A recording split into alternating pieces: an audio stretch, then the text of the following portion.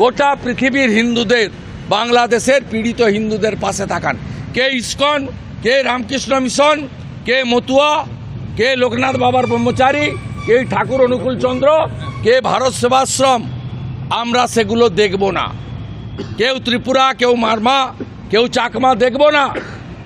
জনজাতি এবং সনাতনী তার পাশে এপারের হিন্দুরা আমরা আছি। যতজন আশ্রয় চেয়েছেন আমরা আশ্রয় দিয়েছি। থাকার ব্যবস্থা, মোটা কাপড়, মোটা ভাত আমরা সমস্ত এপার থেকে আয়োজন করেছি। শুধু প্রতিবাদ নয়, আমরা যা করার আমাদের পক্ষ থেকে মানবিক কারণে করছি।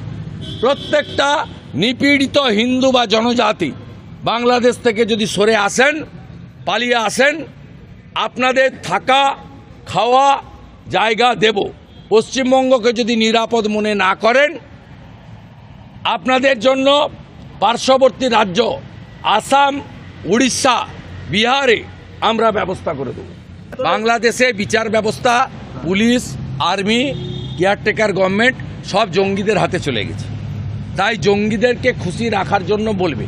আজকে বিচারপতি মানিককে যদি মারতে মারতে জেলে ঢোকানো হয়, আজকে যদি থানায় ঢুকে পুড়িয়ে মারা হয় পুলিশদের, আর্মির মেজরদেরকে, জেনারেলদেরকে যদি সরানো হয়, মুক্তিযোদ্ধাদের স্মৃতি যদি মুছে ফেলা হয়, তাহলে যে বিচারপতি আছেন তার ফ্যামিলি, তার বাড়ি ঘর দুয়ার, তার বেঁচে থাকা অনেক জিনিস ইচ্ছাই করছেন না, বাধ্য হয়ে করছেন।